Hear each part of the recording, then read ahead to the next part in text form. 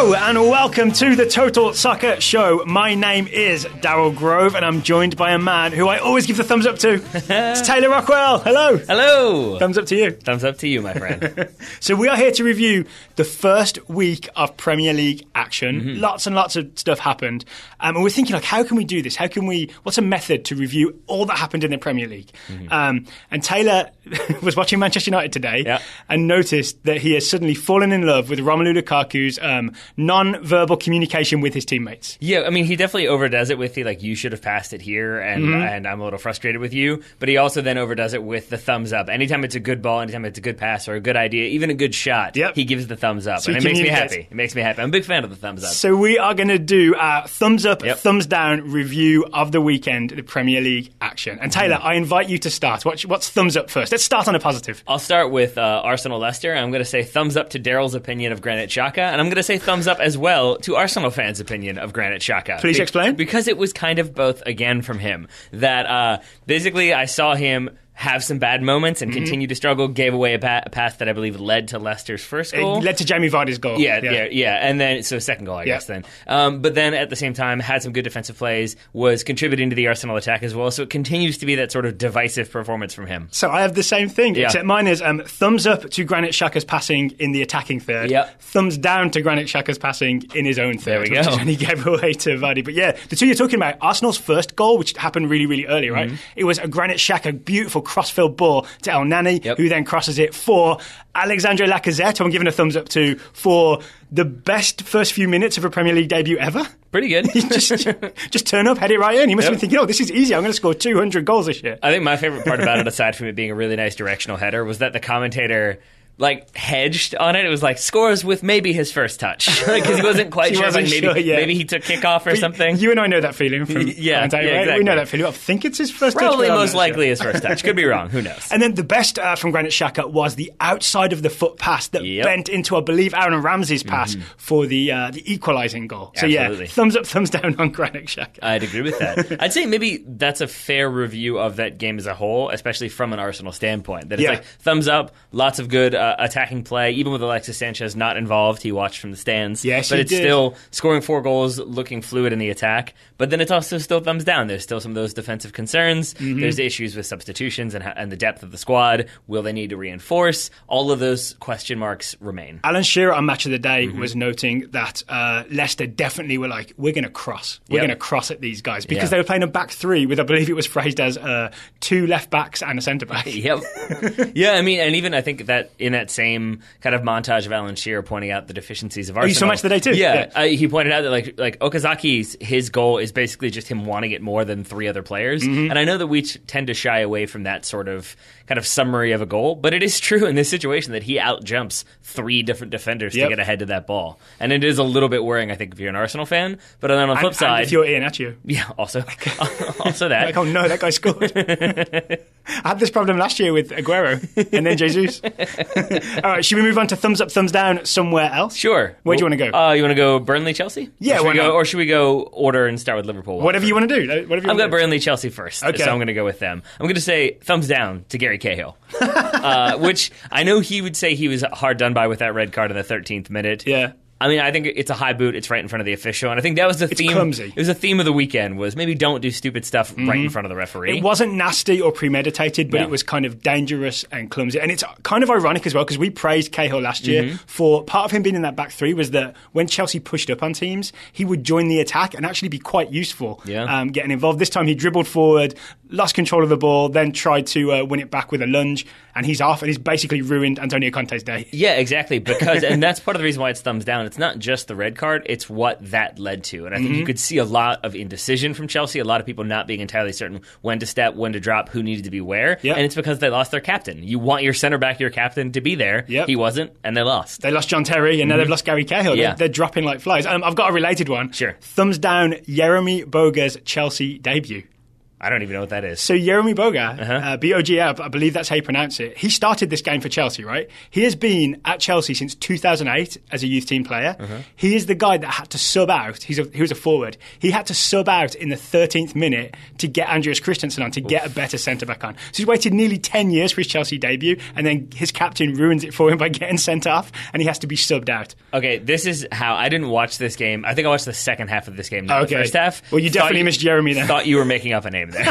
Genuinely had no idea what you were talking about. I may be mispronouncing a name, but I'm not making it up. I mean, it's fine. But can you imagine that feeling? Like, I'm all pumped up, I'm ready to go, and then you've done nothing wrong, but you're the guy that sacrificed. I think especially if you watched Batshuayi then play the game that he played, you'd be like, really? I was the one who needed to come off? Yeah. Did you notice Morata did make a difference when he came on? You want to talk about this? I want to say, again, this is another... I'm going to go, in the end, thumbs down on Alvaro Morata, which is harsh. He scored and had an assist. Exactly. He scored a diving header and had a flick on for Luis to have an assist. Both of Chelsea's goals. I'm aware. He then took away a goal by finishing one that was going into the back of the net. From a TSS Scouting Network scoutee as well. Yeah, from Andreas Christensen. But that goal was going in, and then Morata smashed it in. Morata in an offside position. That goal taken away. He then also, at the very end of the game...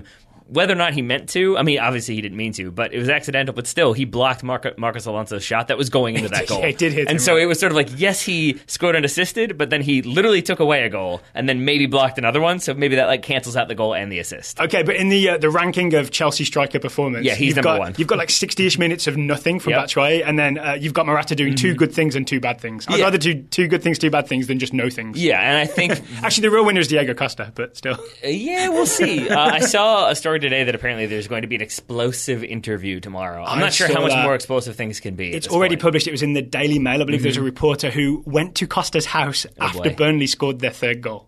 Yes. I didn't read it because Daily Mail. Yeah, okay. Can I give a thumbs up to Burnley? Yep. A thumbs up to Burnley's fake free kicks. Short free kicks, I have it here too. Did you see it as well? Yeah, oh, yeah. Okay. Yeah. Because it made me wonder if, and again, to go back to Match of the Day, Alan Shearer was very, I think it was Alan Shearer at that point, was very did he pick up on this? With the basically... Because I did this myself. Oh, really? Yeah. Okay. Well, it was essentially, he was pleased with that it was more so like Burnley trying to go at Chelsea. It wasn't just hoof it in the box and see what happens. I thought it was interesting that both times it really threw Chelsea, and what we're talking about here is basically Burnley had free kicks from right around midfield, maybe 10 yards on Chelsea's side of midfield, and both times they made it look like they were going to boot that ball long, and then they just did a 10-yard pass. That's the key, made some overlapping runs. It wasn't just that they took it short, it was that they faked it as if they were going to serve it into the box, so that Chelsea get their defensive shape ready, they prepare themselves, face the ball that way, ready to go, and then you change the angle. And if you cross from an angle they're unprepared for, you've got much more chance of scoring, especially if your target is Sam Vokes. And especially if your centre-back captain has been sent off and then you're down a man. There was actually on the Vokes goal, I think it was the first Burnley goal, maybe the third, I can't remember, sorry. There was confusion between David Luiz and Andreas Christensen. It looks like it's Luiz who's weirdly got his back turned to Vokes, but what actually happens is he tells Christensen to mark him. It's the first one, I think. It's the first one, and then Vokes goes to Christensen and then comes back to Luiz, and there's a miscommunication in Chelsea's defence, caused by the absence of Gary Cahill. Yeah, and so I say thumbs up to Burnley for that, and I say thumbs up to Burnley for, first of all, making me feel better about my prediction, which is that would lose more at home but still stay up, and it's because, and that was based on the idea that they had won one away game last season, all of last season. Yeah. You start the season with an away win. It's a sign of intent, and it's a sign against of the champs. We're here and we're good to go. Against the champs. Should we talk then about a man that Chelsea let go? Yeah, we can. But first, before we get to that, I want to go with the man they've used to replace him, because I'm assuming you're talking about Nemanja Matic. I want to talk about Cesc Fabregas. Okay, I'll hold my thumbs medium for Matic right now then, but they're going up later. Yeah, what do you want to say about Cesc? I want to say thumbs down to Cesc Fabregas. Specifically his mouth? I mean, it's just everything about it. He drove me nuts. I tweeted about it, that he is that player who, absolutely fouls you, and then you go down, and then he turns to the referee and it's like, oh, come on, that's a dive. Oh, come on, I got ball after I clipped a guy. I've just remembered the sarcastic applause that he gets a yellow for, and then he gets a second yellow later on, and he's off, right? This is why Chelsea finished the game with 9 men, not 10. For a silly challenge that I genuinely think could have been a straight red. It was as bad as Gary Cahill's. It was high, it was to the ankle, it was late, it wasn't a good challenge. Do you think maybe the ref was like, he was about to give him a red for that, and he was like, no, I want him to know that sarcastic applause had something to do with this. I genuinely think I like to think that way. I genuinely think it could have been either one, but I do know that if it's a straight red, it can get appealed. And there's a chance that he was just like, I'm going to give him a second yellow, you can't appeal that, you're going to be suspended for a game. Clap this, Cesc. And then he walked off the field at a time when his team were losing. Oh, you mean he should have run so that his team could carry on? Look at what Gary Cahill did. Look what other people do when they get red cards. They get off the field quickly because your team is chasing. To take your time and stroll off and be frustrated, it's not great body language at a time when your team needs a little bit more positivity. So I say resounding thumbs down for Cesc Fabregas. Rough week for Chelsea. I'm going to put the icing on the cake by also saying thumbs down for Conte's tracksuit. He looked better in a suit. Agreed. And then actually, if you want to continue the rough week for Chelsea, thumbs up to Nemanja Matic. Yes, right. So I watched Manchester United 4, West Ham 0 this morning. I know we both did, right? Because we texted during the game. Nemanja Matic, his debut for Manchester United, his Premier League debut, his proper debut, let's call it that. Absolutely magnificent. There's another guy maybe we'll talk about. I'm assuming Lukaku's getting a thumbs up since he's the sort of the instigator of this entire segment. Instigator is the wrong word, but you know what I'm saying. Yeah. The inspiration is the word. Inspiration for this entire segment. That's why I have him for thumbs up, amongst other reasons. Yes. All right, can we talk Matic first? Sure. So he was the Matic of old. He was the Matic I remember. Agreed. He was going around crushing people in midfield, just getting those long legs to balls. And also, when he had the ball, reminding me that he is a lot more subtle than I remember. Yes, right. Because he can pick out those passes. Because there will be times when he'll do He's not just legs. Yeah, I mean, he does kind of get those long legs. But it's like he'll do some where it's like 4 and 5 touches on the ball and he'll slow it down. And then there's some where he'll just take a touch and then split to opponents and put it right into the feet of another of his teammate. And it's there's a moment. There was a moment in the first half. I don't know if you remember this. He kept like pulling back, like pulling the trigger back, but not firing. I was like, oh no, Matic's like panicking in midfield. But what he was doing was just faking it, and then he measured a perfect pass. That he fired out left to, I believe, the overlapping Daily Blind. So yeah, Nemanja Matic was on his game. And I want to say, I think he had most touches of anybody in that game. So that's one thing. More than Paulie Pogba? I think it was like he had 86, Pogba had 84, something like that. But I'm sure there's a term for this, but he's also like the expert in the tackle pass, where it's like a loose ball that he's like running against somebody to get to, and as he wins the ball, it's not just that he like puts it out of bounds to stop a counterattack or like has to touch it all the way back to the goalkeeper. It's like a number of times I would see him get around the ball and like pass it down the channel to the left back or the right back, and he just makes those kind of like interceptions that are also passes in the exact same moment. All right. Can I also give a thumbs up too? This involves Matic. There was like a 5-minute spell of this Manchester United West Ham game where just everybody was going in for 50-50 tackles as if the entire world depended on it. And it calmed down a little after that. But I kind of felt like the game almost turned in that moment because Manchester United won those battles. And I felt like West Ham were almost like, whoa, what are we in for here? Well, yeah, I do love some like good, like fair but hard tackles that went in for 5 minutes, which was about the right length of time before things got out of hand. Yeah, and we talked about it in the preview, just about the size and physicality of this United team. Yeah. And I'm going to say thumbs up as well to the Matic-Pogba partnership. Yes. Because they're both so physical, they both can knock people off the ball. We saw plenty of those moments that you and I love when it comes to Paul Pogba, the sort of like, no, I'm just going to block you off the ball with my butt. Like he does that kind of butt turn that like just throws the opponent. I'm big, you're small, also I'm very good with the ball. But and both of them combined really well. And I can see passes that no one else can. That is a key part of it as well. And also, I think a big part of that was because his starting position was better. It wasn't that much further than Nemanja Matic, but because Matic you don't mean the position that Mourinho fielded him in, just like what he was doing in terms of picking his own starting area? Well, I think it's what we talked about in the preview, that basically Matic being that kind of defensive rock, it frees up Paul Pogba a little bit more. He doesn't have quite as much to do defensively, or at least it's not so much like, this guy's here, you slide in here. When he goes there, then you go there. Right. And so because it can't all fall apart. Well, against West Ham, it can't all fall apart. We'll have to see what happens when this Manchester United team plays someone much, much better than West Ham. The only thing I'll say is that, and I know I'm a United fan, so grain of salt here, but I think that's a better West Ham team than we think it is. It is, but it's not as good as, let's say, like Liverpool, Arsenal, Barcelona, Real Madrid, Bayern Munich, Juventus, etc. I think a big part of it is going to be in those games, they're going to start. My guess is that they will start the way they finished, which is that you'll either have Ander Herrera and Marouane Fellaini, one or the other, in there, and it will be more of a 4-3-3, and that will really give Pogba the license to be a bit more attacking, because once he had that freedom when Fellaini came in, it was much more Pogba just doing Pogba things, being in the attack, scoring goals, combining with Matic, and then Matic, obviously, as was pointed out many times, for the opener, making that timely little interception that led to that counterattack, that led to the goal. All good things from that Pogba-Matic partnership. Final thing on Matic, and the first goal, the Lukaku goal, which I think is 33rd minute, it's Matic steps hard, wins the ball, starts the counter-attack, and then sprints down the left wing and just pulls the defence a little to that side. He also gives them something to think about offensively. But big thumbs up, 2 thumbs up, to the man that scored that goal.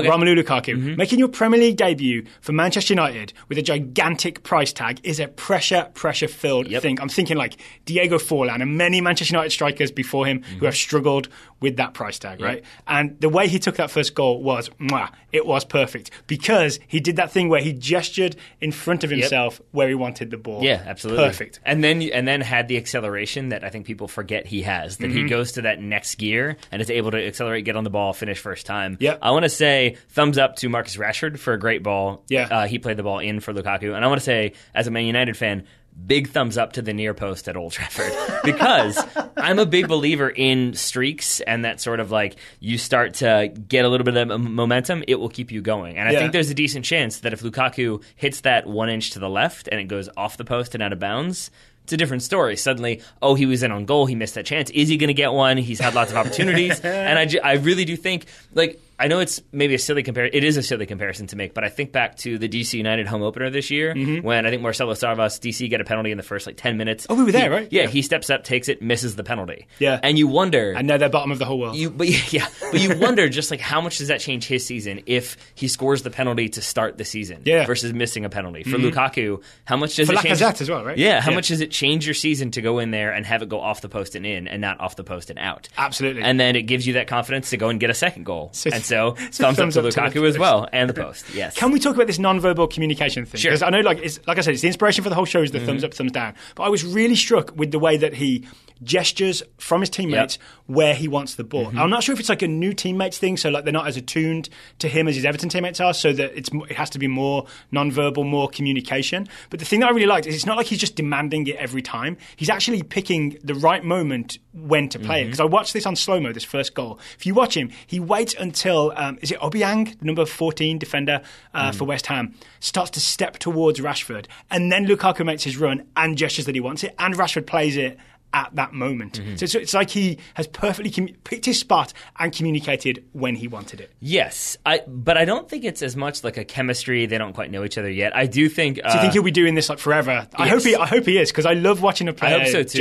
I think it like might actually die off a little bit for a different reason, but I'll say I do think that there's still some adjustments to make. One key one that stands out is there was a ball played into him that he headed back across, and I think it was Juan Mata who didn't get to it because he didn't think that he was going to win that header. Yeah. And I think that is one of those moments that 3 weeks from now, that's probably a goal because now his team starts to realize, he's going to win that header. He's going to put it back across. I better be there to volley at home. So that will probably change. I genuinely think that a big part of it is that he is this record signing, but he's not Zlatan Ibrahimovic. Right. And so, or I guess he's not the record signing. He's a big signing, but he's not Zlatan. And what I mean by that is that, no disrespect to Everton, but I mean, a lot of these guys are the biggest names that he would have ever played with. And it is, I mean, he's playing with Paul Pogba at club level. He's playing with Nemanja Matic, who's a Premier League winner. He's playing with Juan Mata, who he played with at Chelsea, but, has that. It's a lot of guys who have this reputation. And I think there's probably an element of him not coming in and being like, I'm the boss here. It sort of is like, wow, a lot of very good people play here. I'm part of a very good team. And a reminder of what he can do when he gets that service, which is really what everyone was excited about. That's why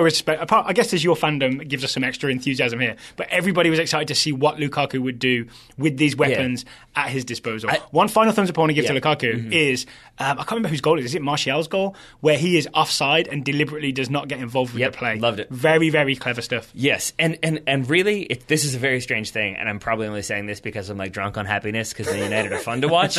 I genuinely do not want Alexis Sanchez to be sold, and I genuinely do not want Felipe Coutinho to be sold because I think you want a big name Premier League. I think the Premier League is going to be very fun this season, and I know for me part of it is having the club that I support. They were fun. It was fun to watch them combine in little flicks and tricks and bits of skill. It was a fun weekend, right? It opened with a 4-3 win for Arsenal and 2 goals in the first 5 minutes or so. Yeah. And so I want it to be the best of the best playing each other. I think that makes it more fun, and I think when you have that, it makes for a much more open Premier League. And maybe that's just me feeling more confident about United than in years past. It's been oh boy, everybody else better get weaker because they are not going to catch them otherwise. Now it feels like there's a lot to play for with a lot of different teams. Okay, you ready to move on from Manchester United? Okay, I want to give a thumbs up, weirdly, to Liverpool's front three, even without Felipe Coutinho. So it was disappointing that he was not playing for the exact reasons that you were just talking about. I want to see the biggest names play in the Premier League. I don't want to see big names start the season kind of unsure of their future and therefore just not involved for the first few weeks. But, okay, obviously disappointing result for Liverpool. They tied Watford 3-3. But the whole front three were involved in some very, very good goals. Yes, and I think we talked about this with Arsenal, that I have basically thumbs up for Liverpool's attack, thumbs down for Liverpool's defense. Yes, we'll get to that's my thumbs down as well for Liverpool's set-piece defending. But the 3 goals involving Sadio Mane, Roberto Firmino and Mohamed Salah, they were all involved in some really clever interplay, some great stuff. Actually, I think Mane's was mostly just him, but the other 2 goals, really good little interchange and passing. And the Mane goal, I want to say, made me love Mane even more. So good. I always forget how great he is. I watch him play, I'm like, oh, I understand. Did you watch the celebration, though? Because that's what made me love him all the more. He did be like, everybody calm down. Sort of like, yeah, I know, but like, we got this. It's all good. Don't worry about it. And like, that's just what you want. You want that from your big name goal scorer, or one of your big name goal scorers. You have several if you're Liverpool.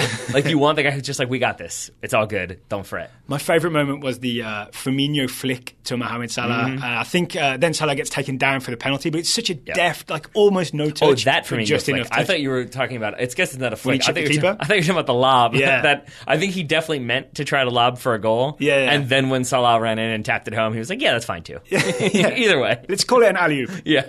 That's probably how Firmino will say it. Yeah. And then, I mean, obviously we'll see what happens with Coutinho, but even if he goes, I'll love watching that Liverpool front 3 this season. But then thumbs down for Liverpool's defending, and especially thumbs down. It's what I've got written here in my notes. Especially thumbs down because it's the same thing as last season. Yeah. The first goal from a corner kick, it's not just it's a corner kick, it's that it comes from a counter-attack. Yep. It's Jordan Henderson doesn't quite receive a pass from Matip. I think they're both kind of to blame. It was like 6 of one, half a dozen of the other, but definitely not receiving the pass. Watford break, I believe it's Pereira, just runs at them on the break because they've got too many men committed forward. They panic, they concede a corner, they concede from the corner. Yep. Yeah. So it's the same things that happened last year are happening this year. They need to sign Virgil van Dijk. I now understand more than ever why Jurgen Klopp couldn't resist tapping up. Yeah, but he knew he shouldn't, but he couldn't resist.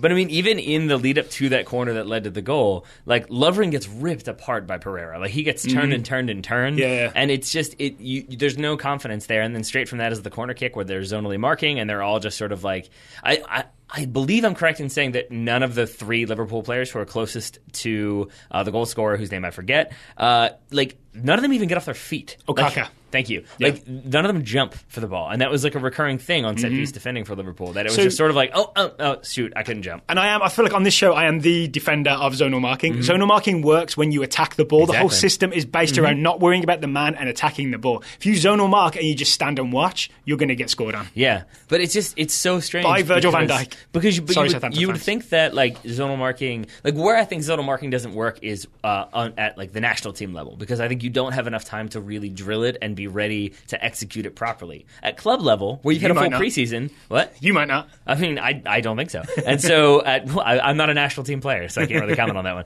But at club level, you have enough practice. You would think it would be drilled in. And yet, like, first game of the season, for everyone just to be, like, kind of standing and uncertain, it was very surprising to me. And it definitely left a lot of questions remaining. Same thing for, like, who's going to be Liverpool's starting left back if Nathaniel Klein isn't. It was Moreno. Moreno played this week.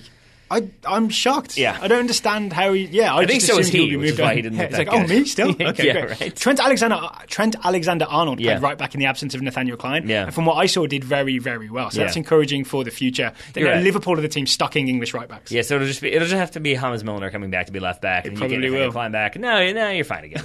And maybe one more centre back. Okay, anything else with Liverpool-Watford? Nope. Let's move on then. I want to say a big thumbs up to that picture of Patrick Stewart celebrating Huddersfield's 3-0 win over Crystal Palace in bed wearing a Huddersfield shirt. Yes. It was all over Twitter. I'm going to assume, I didn't actually read into it, but I'm going to assume that Patrick Stewart lives in Hollywood, where there's a big time difference, and that's why he's watching the game in bed. Sure. Yeah? That makes sense, right? Maybe. Or maybe he's just in bed. Who knows? Well, he's in bed at like 3 p.m. on a Saturday. He can do what he wants, man. Captain Picard / Professor X can do whatever he wants. Make it so. Yeah, exactly. But, I mean, if we want to go specific to Huddersfield, I do. Thumbs up to Aaron Moy. Yes, that's mine too. 2 assists, sort of. And 1.5 assists. I mean, he's going to battle. Like, he is going to be that battling defensive midfielder who's going to knock people over and win the ball. But then, it's a great service for the first goal from a corner kick. Second goal, I mean... He wins that corner as well, by the way. It's him, like, fighting and dribbling in that corner until he wins a corner kick. And then the second one, to kind of continue to operate on the wing, wait until he's open, then get the ball, then plan that perfect cross. It was excellent work from him and excellent work from Huddersfield as a whole. So thumbs up to Aaron Moy, thumbs down to Philip Billings for being Aaron Moy's central midfield partner instead of Danny Williams. So nothing against Philip Billings. He's a 21-year-old big Danish guy. That's all I know about him. And I also know he's not Danny Williams, American, who we were hoping would get a good season in the Premier League. Williams came on and played right back for the last half an hour. And from what I saw, didn't do anything good or bad, but also was, not in his favoured position. So it's Danny Williams versus Philip Billings for that centre midfield spot. If nothing else, there were 2 or 3 players with the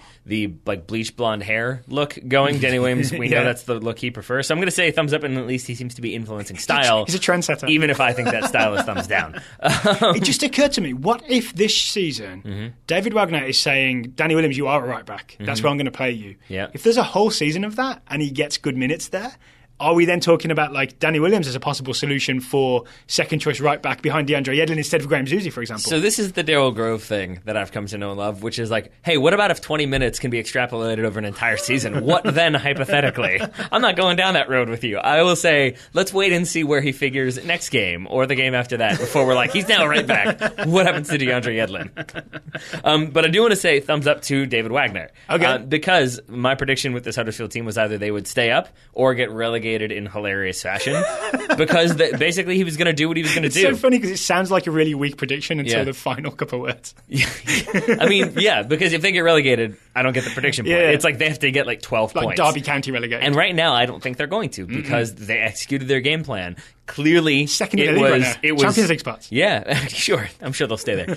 But I mean, clearly their game plan was continue to do the high press, high intensity game that worked for them in the championship. But it was also isolate certain players or really, really pay attention to certain players. Christian Benteke being one, Wilfried Zaha being the obvious one. Every time he got that ball, he got a knock. He got another player on him. He never really had time. The few opportunities he did have, he almost scored. He had one that was saved that was not given as a corner kick, even though it should have been. And so it just felt like they executed their game plan as perfectly as they possibly could have. Can I say, kind of thumbs up to the concept of Wilfried Zaha being a danger man? Because I really think now he's kind of graduated to the level where teams are scared of him. And I also want to say thumbs up to Timothy Fosu-Mensah for that sprint and slide tackle. Yes, and I want to say 2 things there. First of all, who was the other match of the day pundit? It was Alan Shearer and Ian Wright. I love that Ian Wright called Wilfried Zaha a danger mouse before changing it to a danger man. That was great. Second of all, Jim Brochard, we love you, but he was I posted that tweet. I thought the same thing. Timothy Fosu-Mensah, and he was well, a good defender doesn't ever have to slide tackle. If you go back and watch that sequence, it is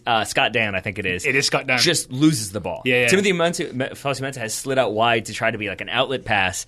Scott Dan plays a terrible ball, gets intercepted, and then Huddersfield are away. Fosu-Mensah closes in a way that he has no business closing. Yep. And if you look at it again, you'll see Scott Dan just there's no way I'm going to make up this ground. And even when Fosu-Mensah does... Is Scott Dan on the floor watching? No, he gets back up and slowly jogs. But you can see when Fosu-Mensah makes that play, it's not a reaction of oh, thank goodness I've been saved. It's sort of oh, that makes me look worse. Because now these youngsters come in and completely cover the ground that I was incapable of covering.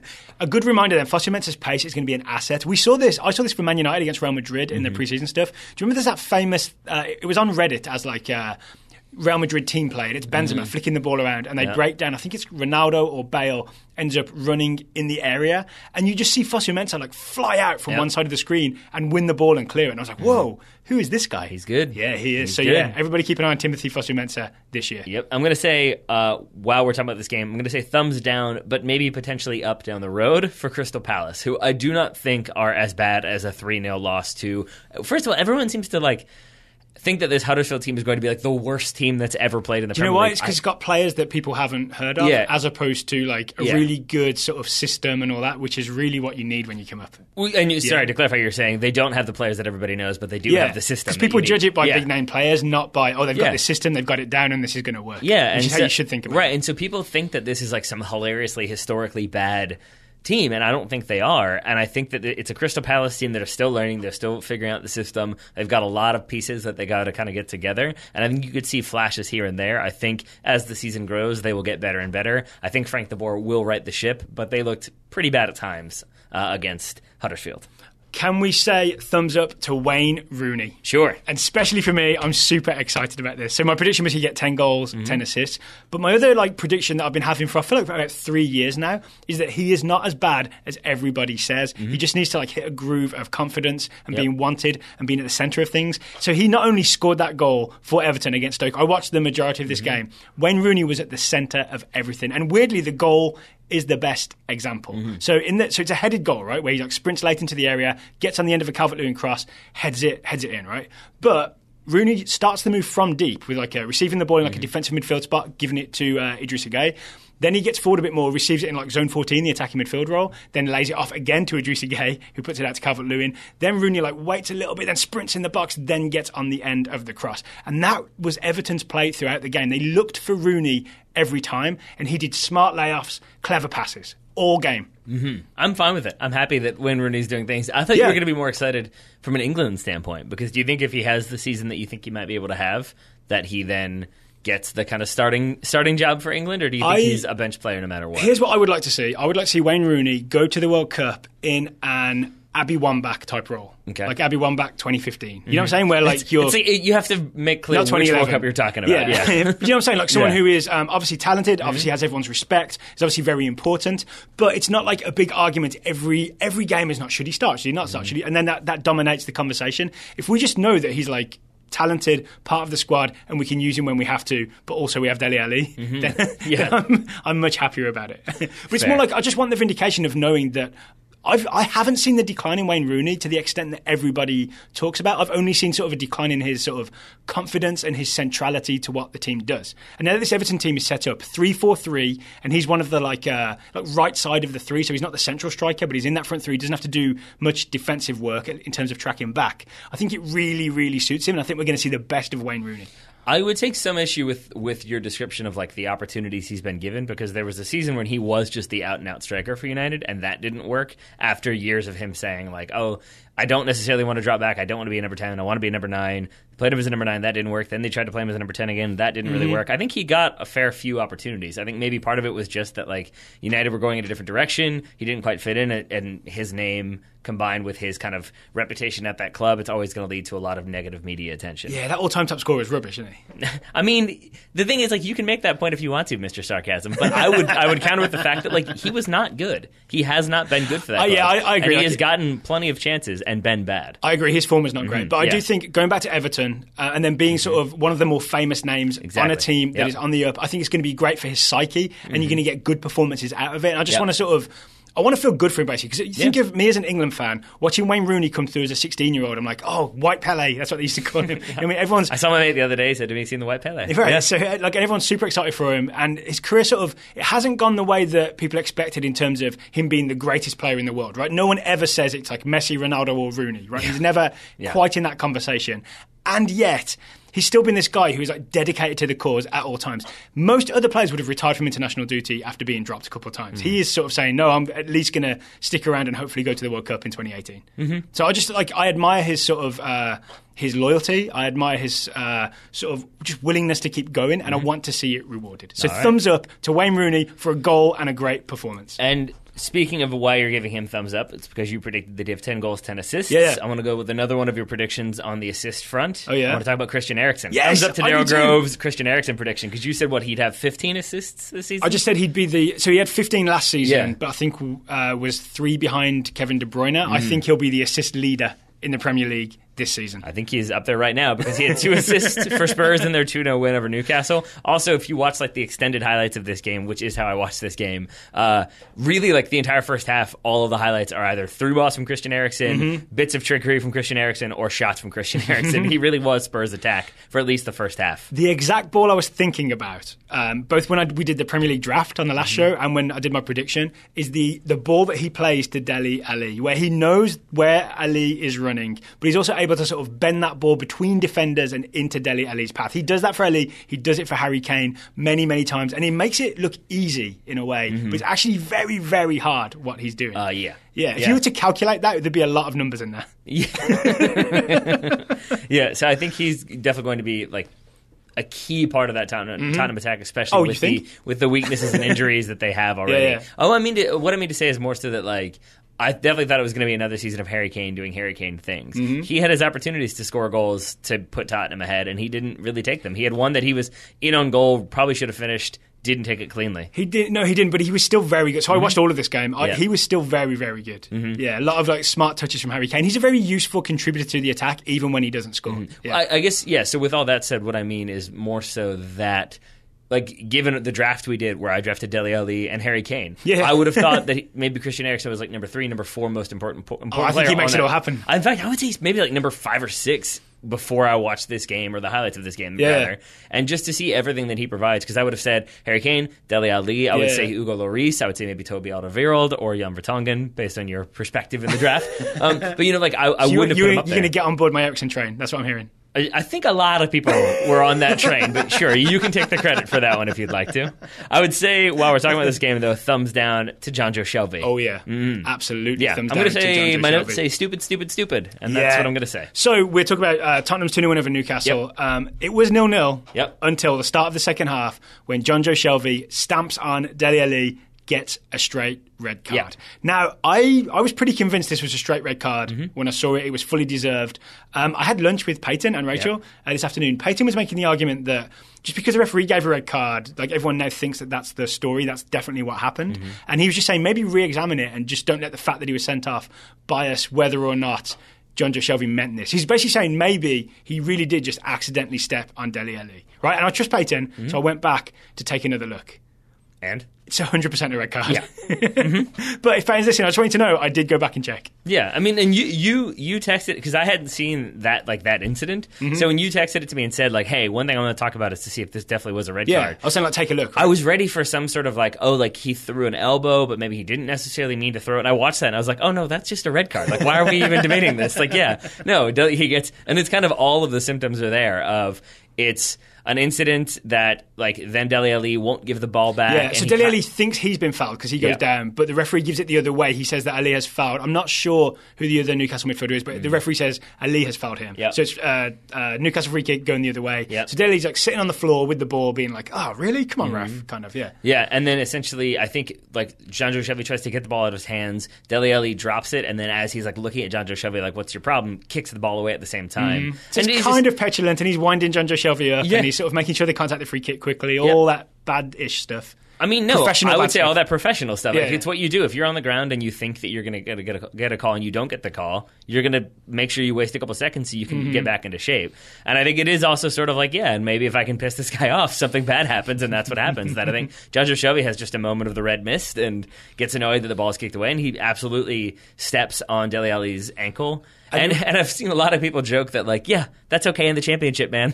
Not in the Premier League, where the ref is 4 yards away staring at you. The ref is really close. Yes. But the reason I'm convinced this is deliberate is that he doesn't look down. Which is weird, right? But because you'd think, if he's not looking where he's going, then maybe it's an accident. But if you're walking over the top of someone's legs, you would look down to make sure. If you're trying not to step on him, you look down to make sure you're not going to step on him, right? Since he doesn't look down, it's almost like the thing of looking the other way while you steal something. Pickpockets don't stare at your pocket when they take the thing out.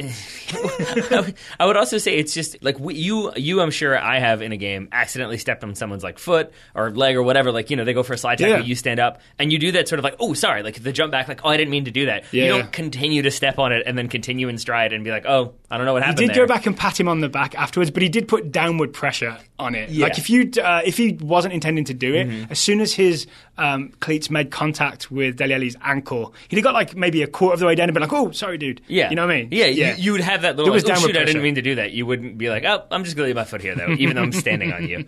So, I think deserved red card and deserved thumbs down as well. Okay, so many thumbs down for Jonjo Shelvey. It really did lead to Tottenham's win, but I feel like they would have beaten Newcastle anyway, given the balance of play. There's a chance, All right, anything else? Anyone else who want a thumbs up, thumbs down today? Yes. I want to say thumbs up to patience, specifically in regards to Manchester City. And I think that a new signing? They're going to 50 million from PSG? Yeah, could be. Or just an overall mentality that they signed that. It's like the old joke about, like, New York Yankees signed 10-game winning streak, insert into standings. But no, it's in City's 2-0 win over Brighton. I feel like they're going to fly under the radar because United scored 4 goals and Huddersfield scored 3 and Liverpool conceded 3.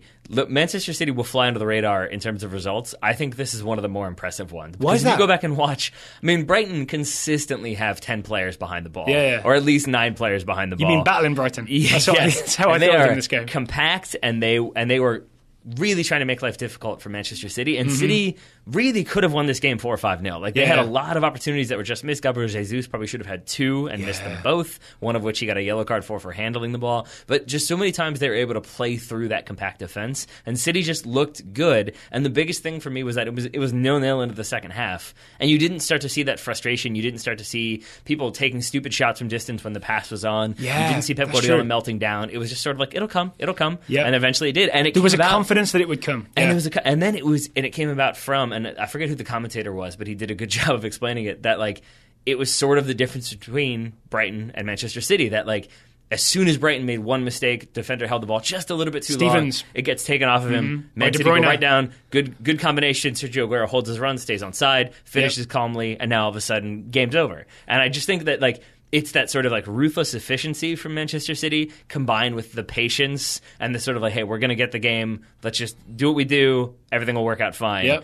That makes me concerned for this Man City team going forward. Or at least not concerned as much as afraid of this Man City team. I think that's fair. I've got this written a different way. I've got it thumbs up for Brighton's effort, thumbs down for Brighton's inevitable mistakes that led to goals. And then Man City absolutely capitalised on those things. Can I give myself a thumbs up for a prediction I got? What's that?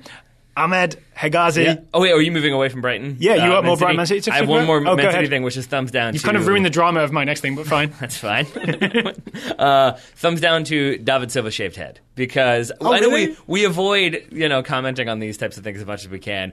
That threw me every single time, and every time I saw him, I was like, "You look 50." Like, he looked so much older. Like I couldn't get over, because I really was like, oh, they've signed. He looked like Heisenberg, because they have like David Silva. They have kind of. They have like David Silva, they have Bernardo Silva. I just assumed there was another Silva in there that I'd miss. Old man Silva. Like, I really was like, wait, who is this Silva? I don't know what's happening. I really didn't think it was him. It was weird. But we mark him. He played that perfect through ball. I remember it because of that weird bald head. It was like, oh, hey, bald head playing that ball in. There we go.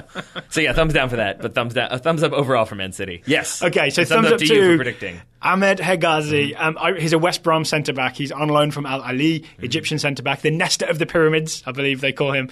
I was predicting that he would have his best ever goals return because he's playing for Tony Pulis' West Brom, and all their centre-backs score goals from set pieces because they drill and drill and drill. I am terrified for West Brom versus Liverpool when that happens later this season. Hegazi scored. In his first game, he scored off, I believe, a free kick, headed it in at the far post. So I'm already level. His record before was 1 goal, so now he's level. He just needs another goal sometime in the next 37 Premier League games. It's looking good. I'm sure he'll find a way. I'm guessing he will. It's looking good. I want to say thumbs down to Southampton and Swansea because everybody else scored a bunch of goals this weekend. They didn't score any, so that's all we're going to talk about with that game. They let the league down. I know, right? They absolutely let the league down.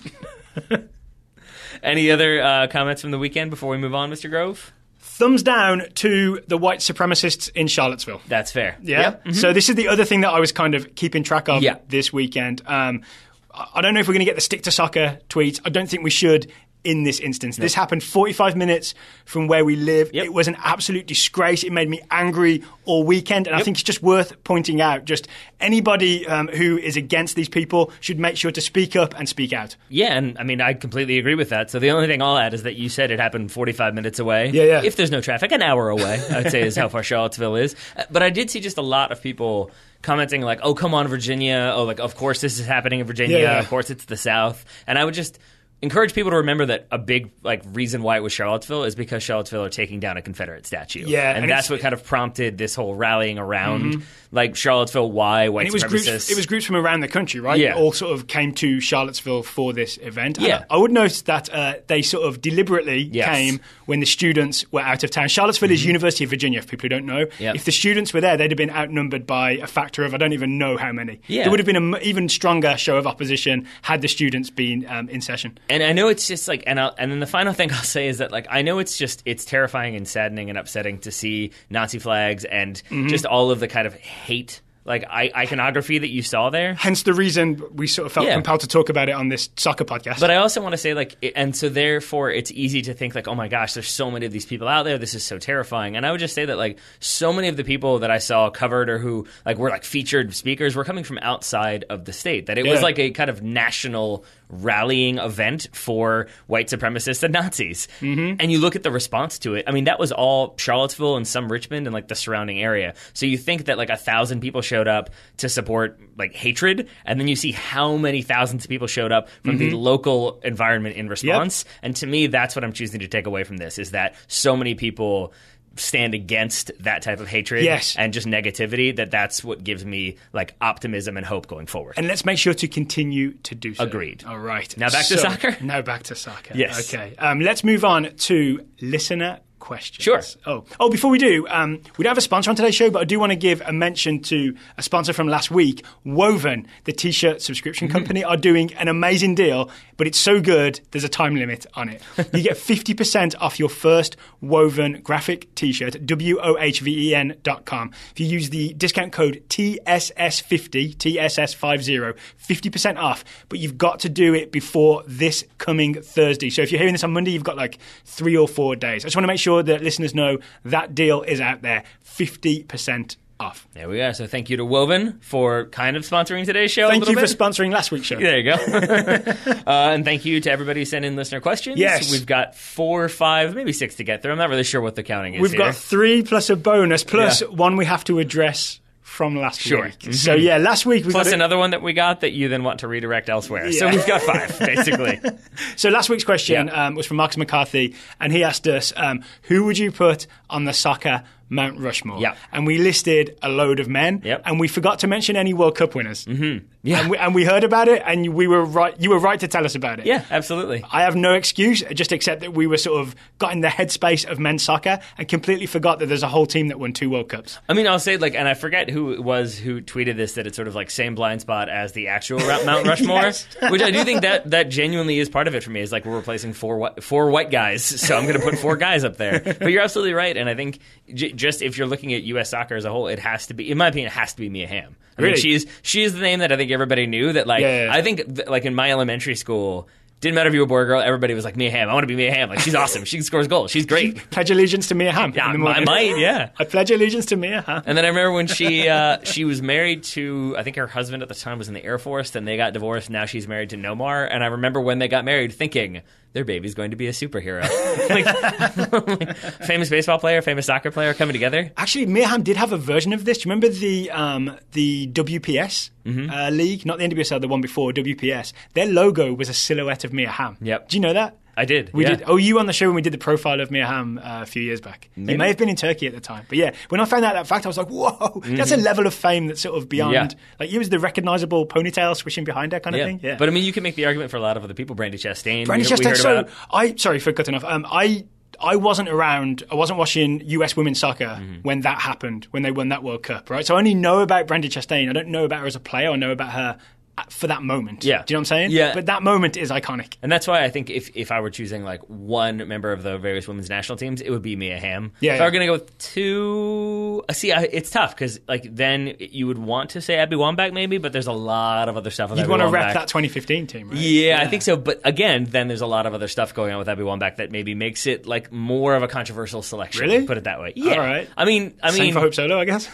No, Abby Wambach more so, I think, because if you're having, like, just from the Mount Rushmore, like, great American patriots standpoint, she's made some comments about naturalized Americans and dual nationals that are a little bit like, that's a little bit questionable. Maybe not. Okay, maybe less controversial, Carly Lloyd. Yep. Scored hat-trick in the World Cup final, one from the halfway line. Yep, yeah. Or even like Brianna Scurry, I think you could put up there. She's got a lot of famous moments with the women's national teams, so why not? Yeah, or we've got a whole team up there already. Or, I mean, another one that I think, like, then it's still kind of weird, but if you're talking about the women's game, I mean, Tony DeCicco, he probably merits consideration in there too for what he did both as a coach and as an analyst. So, you know, lots of people that we probably should have thought about. Okay. Lamar Hunt we heard about as well. We did, and actually we had a conversation off air when we were just like going back and forth about this, and you mentioned Lamar Hunt, right? I did. Because he sort of funded MLS essentially when it was when it needed it. Did he own multiple teams? The Lamar Hunt US Open Cup for a reason. Yes, it is. So, all right. So, if we were, I'd like to think if we were actually building Mount Rushmore,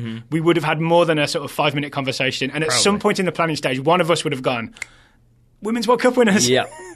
We would have got there. One would hope. But while we're on the subject of U.S. soccer, Jared Morgenstern emails in. Oh, this week's questions. Asks, why do you guys think no one has challenged Sunil Gulati for the crown of U.S. soccer?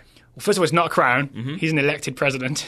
It's not a British monarchy, but I understand, right? So, yeah, Sunil Gulati has run unopposed for at least the last 2 times that he's been elected US soccer president. I'm guessing Jared's asking because there's some talk of a Boston attorney called Steve Gans challenging him for 2018. But here's my reasoning. Reason number 1, the big reason, this is an unpaid position. You've got to really want to do this in addition to your regular job if you really want to be US soccer president. Reason number 2, under Sunil Gulati's reign as US soccer president, US soccer has advanced, right? It has moved forward. It is doing a lot better. We have just almost certainly won a 2026 World Cup bid, right? So part of it is the advancement of US soccer and the success that Sunil Gulati has had. No one has really seen a reason to challenge him. Right. But now, more recently, there's been the Jurgen Klinsmann contract, which seems like maybe a mistake. I'm not sure Sunil Gulati had the best reaction to the US women's team's pay dispute. So there are reasons to question him now. There's also this. Term limits are now in effect. Right. If he wins the 2018 election, he can only serve 1 more term. 1 more term after winning that election? Yeah. Okay. So, yeah, he's sort of exempt up to this point, but then after that, you can only serve, I think, 3 terms maximum. Okay. But those are the reasons, I think, is that he's been somewhat successful, but we may have got to the point where we're sort of ready to move on anyway. But he's been somewhat successful as US soccer president, commercially and in terms of growing the game. I think I would remove the somewhat, and I would say that yes, like from like an outsider fan perspective, you could have the criticisms that lots of people have of him. But again, if you're looking at it from US soccer and everything that's happened, from the growth of the game, it used to be like kind of rinky-dink. Even US soccer itself as an organization. Yeah. You know what I'm saying? And I mean, like, and you can give him credit, or he gets credit for lots of different decisions that have gone the way of US soccer, leading up to the likely winning of the 2026 World Cup. I forget who it was that just announced that they're going to bid for it, but Morocco. It seems like the US Mexico Canada bid is well in advance. It is, and so I just think in the end, it's sort of as like anybody that did challenge him previously. The people who were voting are going to look at it and be like, things have been okay. It hasn't been too rocky of a ship. We'll stick with the devil that got us here that isn't really a devil. No, not at all, right? He's an economics professor at Columbia. The other thing, Jared Mungerson asked, why has no one challenged him? Someone might have thought about it, but then they might have thought, I've got no chance of winning. Right? So no one publicly challenged him because it just wasn't. It wasn't likely to be a win. Because, and we go back to that, like, people also forget that he is sort of an important figure in FIFA. Yes, he has a lot. He's on the executive council. Yeah, Again, exactly. he is this part of US being sort of more powerful in world soccer, and it's all happened under Sunil Gulati's reign. Now everyone's in a position to complain about it because now everyone cares about soccer. That's happened under Sunil Gulati's reign. There you go. So those are all reasons, but as you said, we may see some challengers in the near future. Until then, we have more questions. Yeah, next question is from Yazan Ahmad. He says, looking ahead, where do you see Clint Dempsey after he retires? Most retired players seem to go into either coaching or TV. But can you really see Deuce doing either of those things? Do you think he just becomes a full-time rapper and or fisherman? I genuinely have no idea. I thought about this a lot. Yeah, and me too. The best answer I can give is I don't see him becoming a coach. I don't see him becoming an analyst. I don't think he's never really struck me as a person. He seems too shy to be an analyst. Well, I don't think he wants the camera on him. First of all, it just seems like most of the interviews I've seen with him, he always just seems a little bit laconic. He doesn't seem like he wants to be out there giving lots of flowing opinions. It's sort of like, yeah, it's good. Even to the extent that there was forget what it was for, but there was the campaign where he walked around Central Park and just asked people what they thought of Clint Dempsey.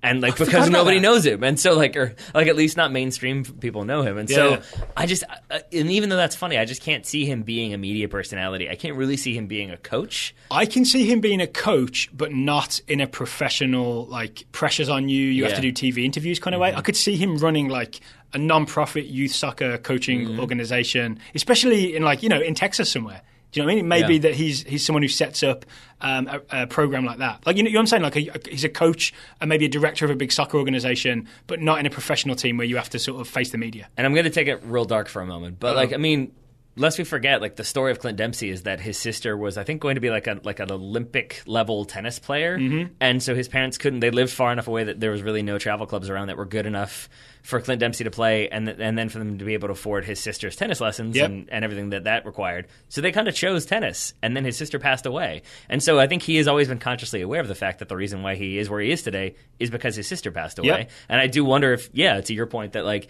you go back and you fund soccer programs in underfunded areas, and that's definitely something I could see happening. Because he's also a good representative of sort of the non sort of white suburban middle class type approach to soccer. You know what I'm saying? Yeah, he and Landon Donovan both, because there's that famous quote about Landon Donovan that like he grew up American poor, where they had running water and cheap food.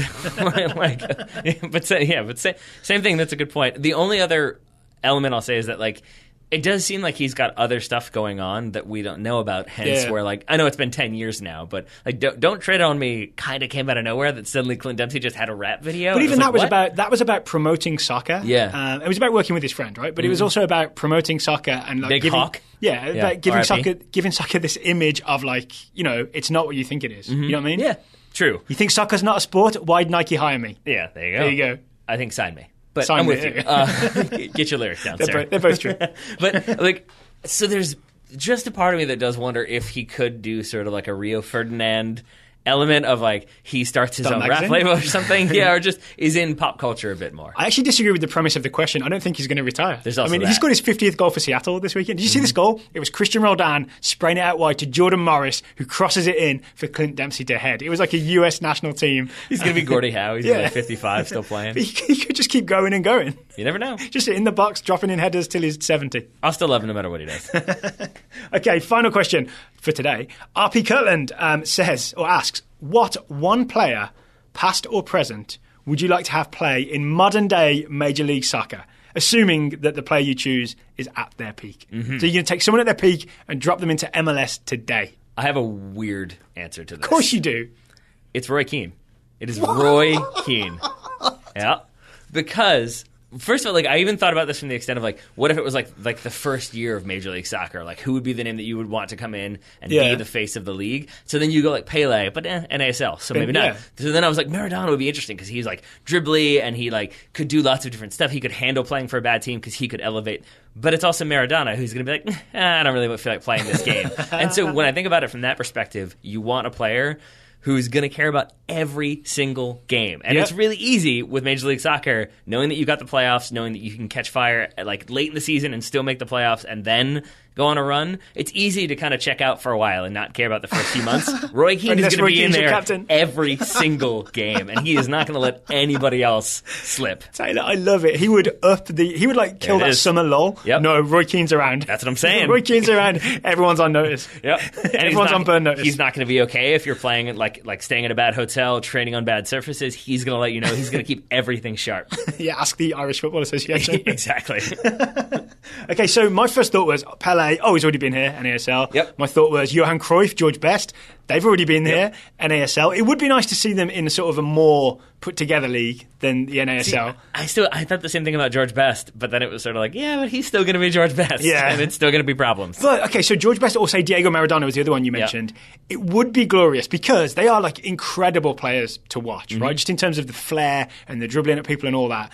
And there would be some controversy following them around, especially I think Maradona more so actually. George Best was like wayward, but Maradona's like he's trouble, right? Yeah. So I think that might have been good for the league in terms of publicity, like Maradona doing mad stuff like shooting people. See, I really shooting pellet guns at journalists. Wow. To be specific, is a thing that he did. See, I really did. He was going to be my answer until I just thought about Yuri Zorkaev and the idea of or Lothar Matthäus and a player coming in who's just so good, or like it was so good that they're just coming in like, I don't feel like doing this anymore. And like I could absolutely see Diego Maradona just not showing up for a month. Like, where is he? Oh, he's on vacation somewhere. We're not really sure. Luckily, he's not my real answer. Okay. My real answer, genuinely, at his peak, Paul Gascoigne.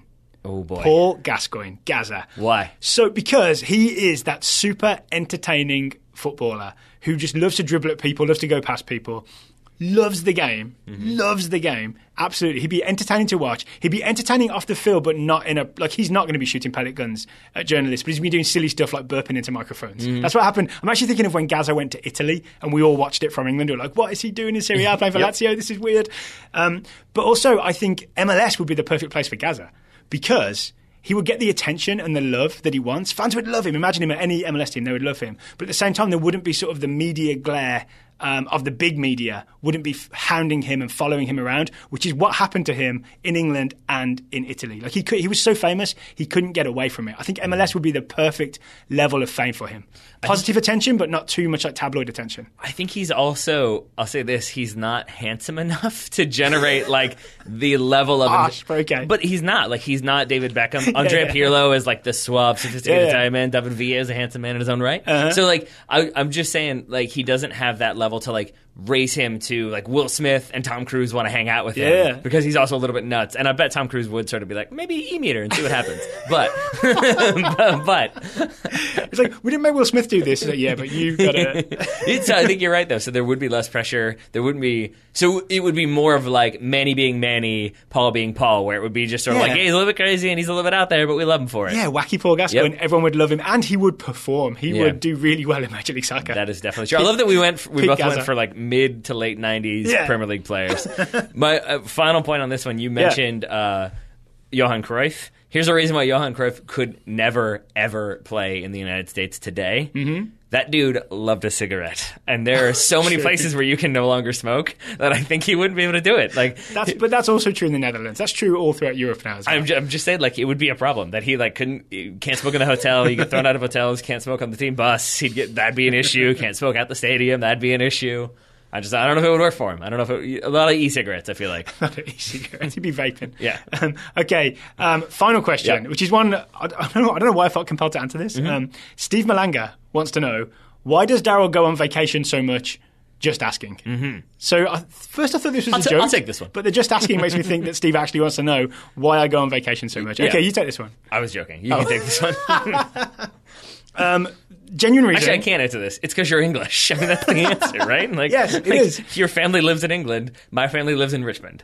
Right, yeah, my family lives 3,000 miles away. My wife's family lives however far Michigan is. 1,000 miles, 600 miles, quite not far, right? Yep. So we have to go on vacation to see our family. Yep. Yeah. The other thing is, I guess the other thing is, I'm English, and English people get lots of vacation compared to the 10 days that most people get in the United States. So have we been getting vacation and I just don't know it? Do I get like 3 weeks a year and I just haven't been taking it? Oh no, I took yours. Does that roll over? I took yours. You transferred it. That's not fair. You did it like MLS style. It was like allocation money, allocation days, and you sold them off to me. Yeah. But also, just for the record, when I go on vacation, I also still do the show. Mm-hmm. So.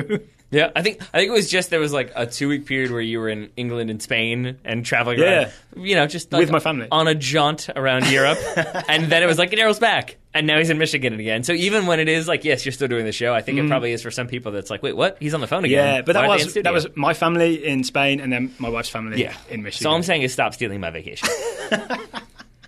All right, we had one extra question. Craig Allison asked, why can't we produce enough fullbacks? I did realise that we answered this question on the Top Draw Soccer Show with Will Parchment. Will and I talked about it for a good 10 minutes or so. So, Craig, I want to know, did you listen to that show? And if so, is it cool that we answered it there where someone else asked it instead? If not, let me know and we'll try and answer it here as well. Can we just replay that clip? I guess we could, we'll just drop the clip in. All right. But Craig, let us know. If you would like to ask us a question, go to totalsoccershow.com/questions, and you can fill in a form there, and the question will appear in a nice spreadsheet where we can keep track of all of them. If you're a $10 a month subscriber, we guarantee to answer one question a month. We certainly do, and if you're a subscriber at any level, we'll assign you a scout from 5 upwards. Okay, we have 4 reports today, my friend. First one comes from Brian Walter, scouting Fabian Rees, the 19-year-old German striker for Schalke. Schalke's new manager, Domenico Tedesco, I believe is the pronunciation there, has stated that he wants Rees to stay at Schalke this season rather than go out on loan. Multiple sources have indicated that Rees has been the winner of Schalke's preseason, and the youngster could be deployed either up front or potentially as a right back. He's been like deputizing at right back there in preseason. As long as he's not stealing positions from Weston McKennie, I am fine. Deal. Guy Jedwab is scouting Serge Gnabry, the 22-year-old German winger for Hoffenheim on loan from Bayern. Gnabry made his first appearance in a competitive match for Hoffenheim in their cup game versus Rot-Weiss Erfurt, coming off the bench in the 60th minute. Hopefully this is because he's being saved for the much tougher game against Liverpool on Tuesday, not that he's further down the pecking order. I forgot there's a Champions League qualifier, Hoffenheim-Liverpool. Yep. Thus far, it seems he's being played through the middle, a role he only briefly filled towards the end of his time at Werder, rather than his usual position on the wing with Germany. Mm-hmm. Up next, Michael Fisk. We talked about this already, scouting Andreas Christensen, the 21-year-old Danish centre-back for Chelsea. Andreas was thrust into the fray. I think that is an accurate description. Michael said, I really didn't think I'd have much to report for a while, and then suddenly he's thrust into the fray against Burnley after Gary Cahill was sent off in the 13th minute in Chelsea's 3-2 loss. But the second part's really important now, right? Mm-hmm. Andreas will now be in contention for a starting spot next Sunday against Tottenham. Because Cahill's got that suspension coming. Chelsea-Tottenham, second game of the season. Yeah. Wow. All right. I know what I'm watching next weekend. even if it's on NBC Sports Gold. Josh Nielsen is scouting Isaiah Young, the 19-year-old American attacker for Werder Bremen 2. Isaiah started Werder Bremen's 3-Liga game, Bundesliga 3, played on the right wing in a 4-2-3-1. All right, so far so good. He was sent off in the 67th minute for his second yellow. Bremen went on to win 1-0. Not ideal. Not ideal. Not ideal. Red cards are bad. Red cards are bad, especially for the development of young American players. Yeah. I'm glad you're here for the analysis. You're welcome, buddy. Hashtag analysis. I get paid the big bucks for it. That's why I get on that vacation.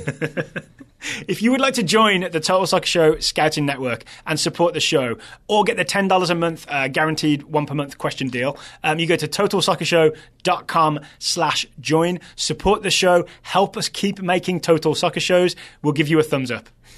We will indeed. Did you enjoy the thumbs up, thumbs down? I loved it. Yeah? Yeah. I think this might be a thing that we could do as like a weekend review going forward, especially when all the other leagues start. Yeah, I think so. So we can't do every Premier League game, but maybe if we'll roll in like Bayern, Barcelona, Real Madrid. Yeah, and I'll say thumbs up to Spanish officials. Did you see Cristiano Ronaldo getting a red card today? No. Got a yellow card. He took off his jersey to like recreate the Messi celebration where Messi took off his jersey. Yeah. So he got a yellow card for that, and then got a it's yellow... the Spanish Super Cup today. Yeah, then he got a yellow card for a presumed dive. I don't think it was a dive. I don't think it was like a penalty either. But then he got upset, got a second yellow, then shoved the ref. So we'll see how that goes. How am I only hearing about this right now? Because I think it like just happened like an hour or two before we started recording, or before we came into the studio, rather. Oh, wow. Yeah.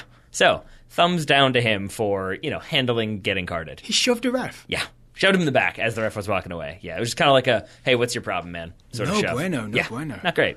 Oh, okay. But yeah, so I think this format works. That said, we will stop probably for like some of the bigger games that people are going to be really interested in. We'll probably do like a more full breakdown review, tactical analysis of what went right, it's what all went about wrong. striking the balance for us this year. And there's so much soccer going on. We can't review every match every weekend. And there's like Pulisic to follow in Dortmund. And there's all sorts going on. We'll see how that goes. Oh, speaking of, we will have our Bundesliga preview later this week, probably on Wednesday. We'll be joined by Matt Herman from the Talking Fußball podcast to do very specific predictions for every Bundesliga team. Wow. Every Bundesliga 1 team. Yeah. Not that we won't be doing the second Bundesliga. 2, 3, 4, yeah. All right, Taylor Rockwell, you there. Thank you for taking the time to talk to me today. Right back at you there. Listeners, thank you for listening. We hope you enjoyed it, and we'll talk to you again later this week.